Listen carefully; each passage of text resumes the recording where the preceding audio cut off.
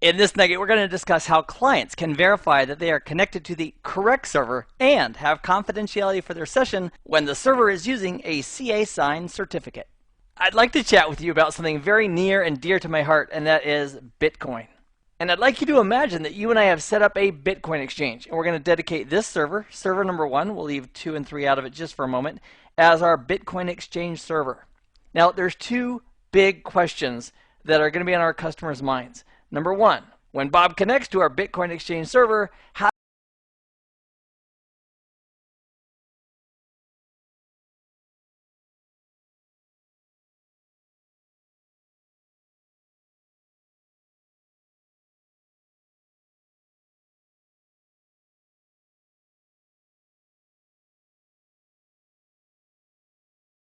encrypted and confidential. So just anybody who's eavesdropping or sniffing the line would not be able to discover the actual transactions and information that's going back and forth between Bob and the server.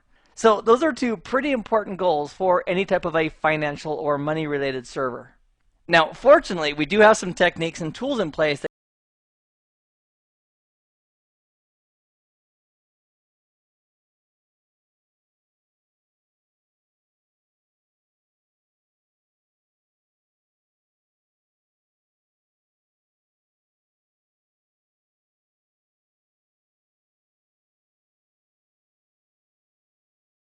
server 1 has. As we start to fill in the details for what's in this digital certificate for server number 1, we should take a brief look at the concept of a key pair. Now, the word pair, what does that represent? And if you're thinking, Keith, a pair means 2. You'd be spot on. Fantastic. A key pair in asymmetrical cryptography, like RSA keys, are made up of 2 keys that mathematically work together with each other. One is called a private key, and that key we do not share with anybody. We keep it private. And the other key is a public key. And that public key, we can share that with anybody that we want. We share it with the public. And inside of our digital certificate, one of the primary components that we're interested in having in that certificate is the public key. So in server 1's digital certificate, it's got the public key for server 1. So if server 1 was ever to distribute its certificate, whoever receives that certificate is now going to know the public key for server 1 because the public key is in the certificate. So at some point, server 1 or someone on behalf of server 1 has generated a public-private key pair, and the public key from that key pair is in the digital certificate for that server. So now when Bob, the user, so here's Bob, when he connects with HTTPS and says, I'd like to connect to you using HTTPS, now behind the scenes it could actually be SSL or TLS, they'll negotiate that. So that's step number 1, Bob initiating the connection. And then the server is going to respond back to Bob. And as part of that response from the server back to Bob, we're going to send Bob our digital certificate.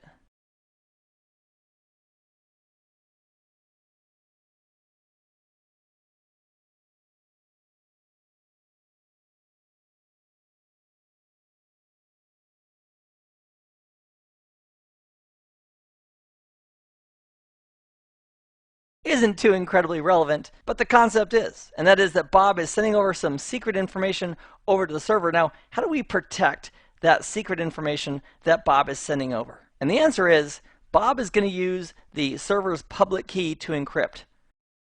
And that's pretty easy to do for Bob because Bob has a copy of server 1's certificate, which has server 1's public key. Now, the magical thing about encrypting something with a public key is that the only party who can decrypt that is the party that has the private key. So when this encrypted message is received at server 1, because server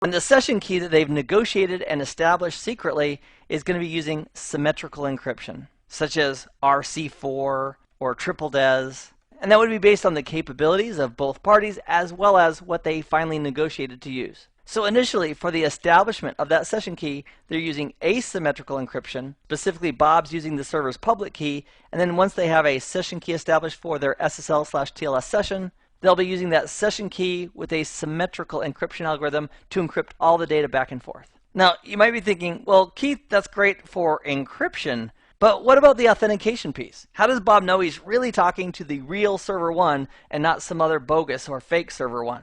And to facilitate the authentication, we are going to use a certificate on the server 1 that's issued by the DMV. Now, what is the DMV? Well, in the United States, we have this organization called the Department of Motor Vehicles, and they issue driver's licenses. So if I was going to do a transaction with somebody else and I needed to verify who they were, I could say, do you have a driver's license? I could look at it and say, oh yeah, this is issued by the DMV. And as a result of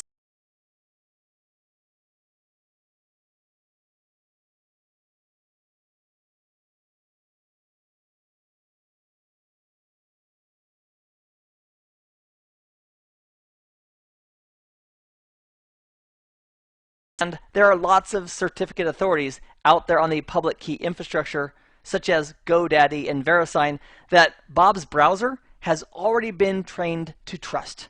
So in preparation for Bob connecting, let's say 2 weeks before Bob ever thinks about connecting to our server, we could, on behalf of server 1, request a certificate from a certificate authority. Now, part of that would be to gather up our public key. We're not going to share our private key, but we'll gather up our public key, and we'll include that in a certificate request that we're going to send to the certificate authority. The certificate authority can go ahead and issue us a certificate. And in the public key infrastructure, that's not free. That's how they make money, because they're going to charge us for that. But the cool thing about getting a certificate from a trusted certificate authority is that this CA is also going to sign it, signed by the certificate authority. So with a digital certificate in place that's been issued by a common CA, which Bob's browser already trusts, now when Bob connects and says, hello, I'd like to connect to you using HTTPS, the server, when it responds back with the certificate, it now has a certificate that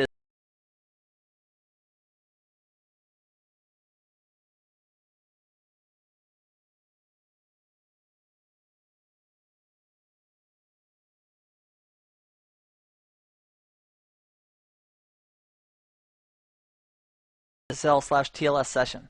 Anytime we're doing encryption, there is some overhead. So if Bob is connecting to server 1 and so is Sally and so is Lois, that means effectively that every time a packet comes into server 1, it's encrypted, server 1's got to decrypt it, then process the request. And that will cause some additional overhead on server 1. But have no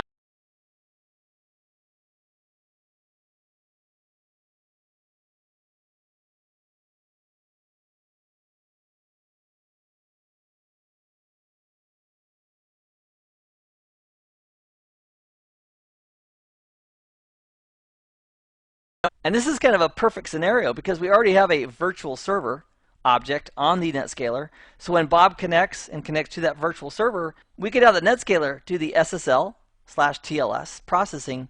And then as the NetScaler communicates with the backend servers, where it sources those from the subnet IP address, going to the address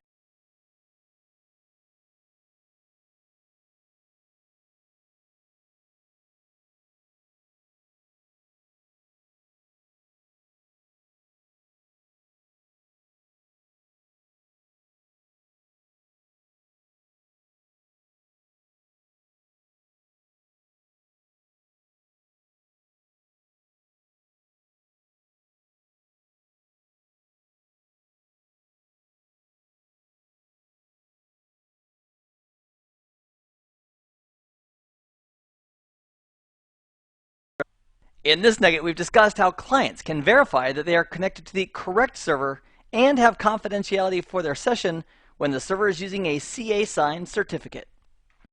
I appreciate you joining me for this nugget. I hope this has been informative for you, and I'd like to thank you for viewing.